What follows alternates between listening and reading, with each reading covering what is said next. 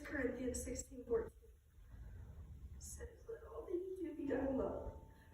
I wasn't sure how to start this, but I found this Bible verse, and I think anyone who's met my grandma Rose can agree she's the perfect example of it.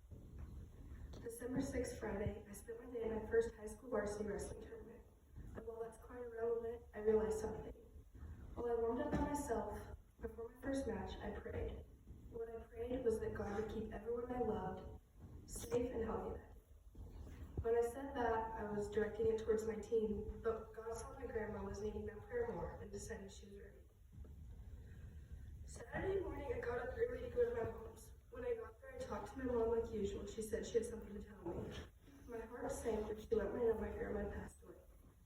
I instinctively said no, she did not. But she did. After that day went on in a blur. I always knew the day would come my grandma would pass away, yet I still imagined her at my high school graduation, my wedding, and I never thought I'd experience a Christmas without her. But here we are. I was very aware my grandma's health was declining fast, yet I was still surprised when I visited her and her face looked different. I was still surprised when I was told she was put on hospice, and I was still surprised when I was told she was gone. I'm still surprised that everything seems to make me cry or make me get mad. And I'm still surprised I was laying in bed the night before the funeral adding this extra paragraph. You really have to cherish every second, and I'm glad I did, because it will still never be enough. A conversation that was brought up multiple times was how everyone always says when they pass in their sleep they go peacefully. My family, however, disagreed after seeing the reactions in the body that occurred during the end of life. And I think they're wrong. The body may not look peaceful. However, I know God was there holding her hand the tightest and walking her up those stairs to the most peaceful place ever.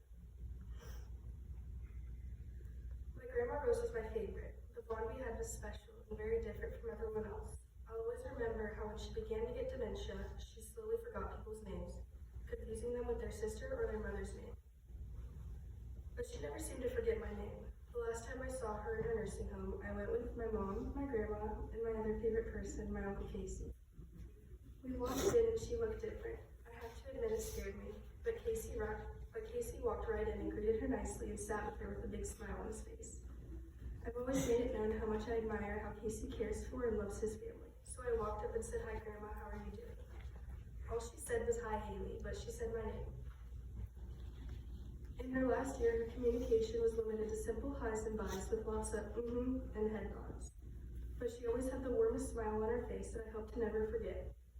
I will never forget all the puzzles we did together, baking together, small walks outside, garage sales, breakfast at McDonald's, doctor's appointments, Brahms ice cream, black and white afternoon movies, morning news, Grandpa's breakfast, while me and her sat and talked about the newspaper cartoons.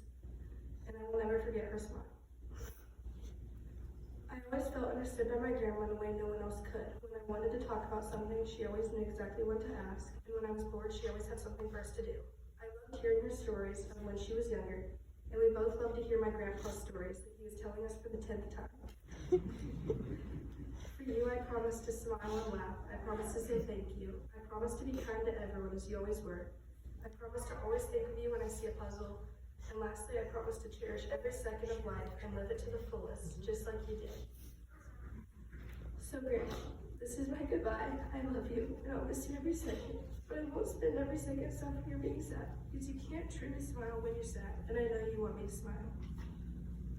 I will spend my days living in joy for you and being the kindest person as you always were.